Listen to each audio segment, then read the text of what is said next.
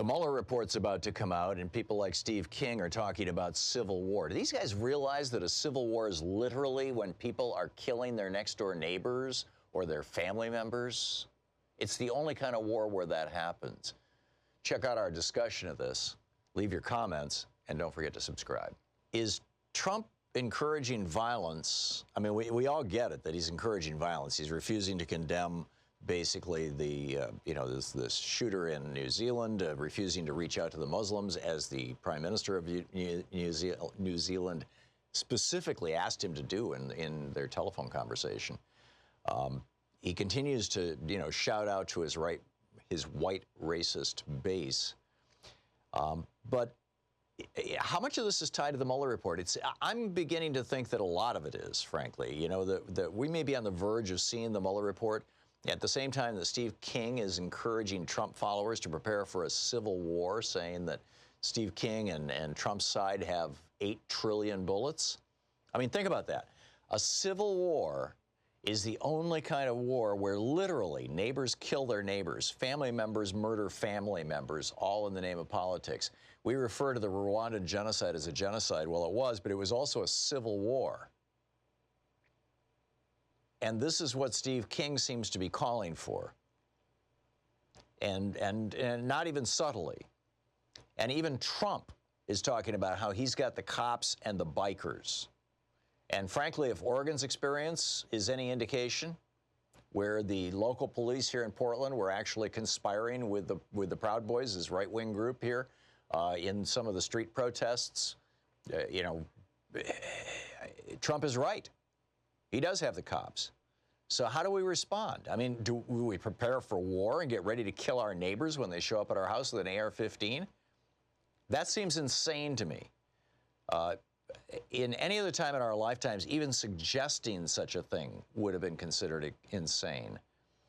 But the biggest backers of Trump and Pence right now, and this is perhaps the scariest part of this whole thing, the largest group supporting these guys, arguably out of the, setting aside the disorganized racist right, the biggest organized group supporting Trump are end-time apocalyptic evangelical white Christians who believe that we are on the verge of the last days, that when the capital of Israel is moved to Jerusalem and the Second Temple is rebuilt. This is what Alan Goodman tried to do back in the 1980s when he put a tent up on the Temple Mound, which is right above where the Second Temple was. He thought he was bringing back the Messiah, right? And these people really believe that these are the end times, and the end times are supposed to be, frankly, a bloodbath. And this is the largest group of organized people supporting Trump.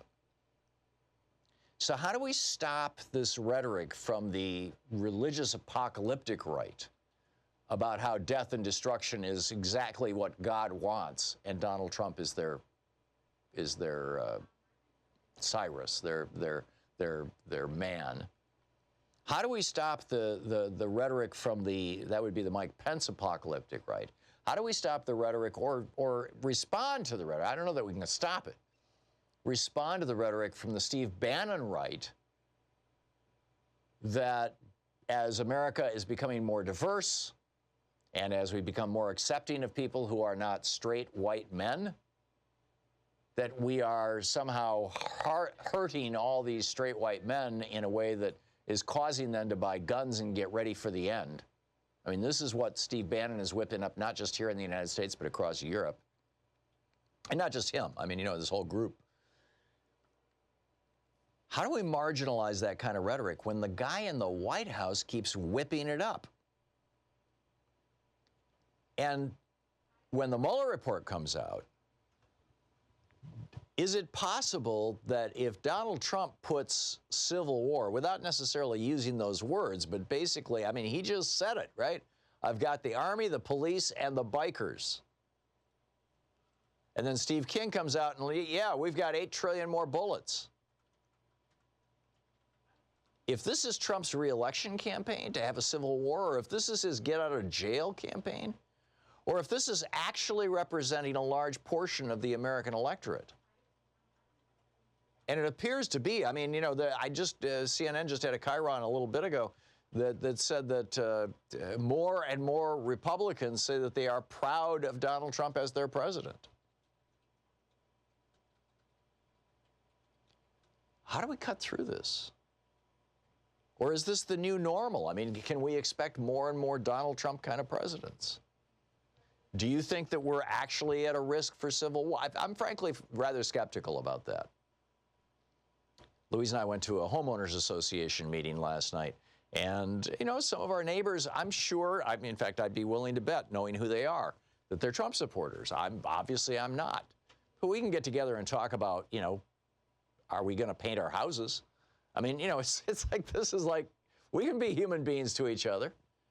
On the other hand, you look at countries like Germany or Rwanda or the former Czechoslovakia, Yugoslavia, where once some critical support systems for a democratic society, in the case of Yugoslavia, even a repressive society, but at least the critical support mechanisms of society as a whole were taken out, then people fell on each other. I mean, and I don't mean fell, I mean, you know, attacked each other, leading to civil wars. I mean, we've had one major civil war in this country, the one in the 1860s. And we had sort of a minor civil war in this country. Jimmy Carter writes about this, you know, brilliantly in the novel that he wrote about, you know, the Civil War, or excuse me, the Revolutionary War, where during the American Revolution, or at least in the first year of the American Revolution, about two-thirds to three-quarters of Americans did not want to have a fight with England. And you had literally some families where one brother would join the Brits, and thinking that they were loyal Brits. The British extensively employed people throughout the colonies, and so they were like, yes, I'm loyal to Great Britain. And then another brother is joining George Washington, and they're shooting at each other. So we had a minor civil war from 1773 to 1780, roughly 81, I believe it was. And then we had a major civil war in the 1860s. So it is not inconceivable, but it should be. I mean, as Donald Trump and Steve King and these other guys on the hard right, the Steve Bannons of the world and the Mike Pence and his apocalyptic buddies, as they continue this talk, this rhetoric that, if followed to its logical extreme, leads us to a civil war. It seems to me that the media, elected Democrats, and all of us as citizens of the United States of America, people who love this democratic republic, have an obligation to speak out against it, to speak out against the white racists who are flashing the OK sign and hoping for the Turner Diaries kind of end of times scenario. To point out exactly what it is. These people are calling for violence. They're calling for civil war. They're calling ultimately for the death of their neighbors, their friends, their co-workers, their family members. And I think we're doing this country a disservice by dancing around this and just, I mean, Wikipedia, there was a guy who put on Wikipedia, he created a new entry for white nationalist terror or terrorism. That category didn't exist before. I talked about that on this program a couple of days ago, and poof, it's disappeared from Wikipedia now. Wikipedia has decided that white nationalist terrorism is something that it's not a thing. Well, there's a bunch of white nationalist terrorists who would beg to differ.